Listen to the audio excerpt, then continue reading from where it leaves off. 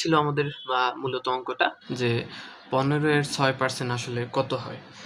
এখানে এই অঙ্কটা খুবই গুরুত্বপূর্ণ। দেখতেই পাচ্ছেন বিগত খাদ্য অধিদপ্তরের উপপরিদর্শক পরীক্ষায় এসেছিল এবং রিসেন্টলি বেশ কয়েকটা মন্ত্রণালয়ের পরীক্ষায় এটা এসেছে।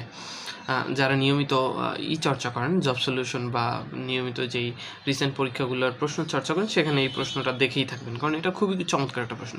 দেখেন, এটা হলো গিয়ে পার্সেন্টেজ শতকরার একটা অঙ্ক। আমরা শতকরা এই অঙ্কটাকে আমরা একটু ইনরিয়ালিস্টিক ভাববো।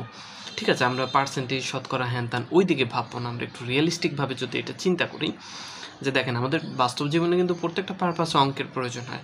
আপনি বাজার করবেন, আপনি হিসাব করবেন, টাকা পয়সার হিসাব, লেনদেন, এভরি সিঙ্গেল পারপাস সব ক্ষেত্রে আপনার কী হয়, আপনার শতকরার প্রয়োজন হয়। আমরা সব ক্ষেত্রে আপনার ম্যাথের প্রয়োজন হয়। আর ম্যাথের ক্ষেত্রে বেশিরভাগ জিনিস আমরা শতকরা আসলে হিসাব করি। এই যে জিনিসটা এখানে দেওয়া আছে, আমরা 100 দিয়ে ভাগ, অমুক, গুণ টুন এগুলো আমরা কিচ্ছু করবো না। আমরা একটু রিয়েলিস্টিক যদি ভাবি যে এখানে বলেছে 15 এর 6 ভাগ। 15 এর 6 ভাগ মানে হলো গিয়া 15 এর অর্ধেক। অর্ধেক কত হয়? 15-এর অর্ধেক হয় 7.5, মানে 7.5-এর কাছাকাছি। তার মানে অর্ধেক বলতে বোঝে আমরা 50%। 50% হয়তো 7.5, কিন্তু 7.5 থেকে অল্প একটু কম, তার মানে এটা আমরা 40%-এর কাছাকাছি, এটা 40% হতে পারে। তো আপনি হিসাব করলে দেখবেন এটা অলমোস্ট 40%।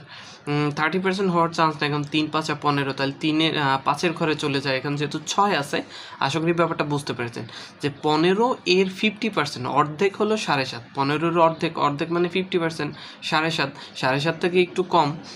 7.5 এখানে যদি 7.5 হইতো তাহলে 15-এর 50% হইতো। এটা যেহেতু এখানে 15-এর 6 বলা হয়েছে, তাহলে 50% 7.5 থেকে অল্প একটু কম, তার মানে অল্প একটু কম, তার মানে হলো গিয়ে এখানে 40%-এর চান্স থাকে।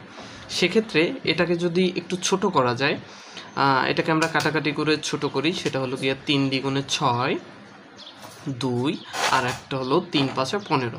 তার মানে এখানে থেকে 5-এর 2 শতকরার পরিবর্তে আমরা 100 দিয়ে করলাম, গুণ করলাম, এরপরে আমরা সামনে লিখি, দেন এটা যেটা হয় 5 20 100 সমান কত থাকে? 20 দ্বিগুণে 40। তার মানে এটা হলো 40%। খুবই সহজ একটা অঙ্ক, আশা করি বুঝতে পেরেছি।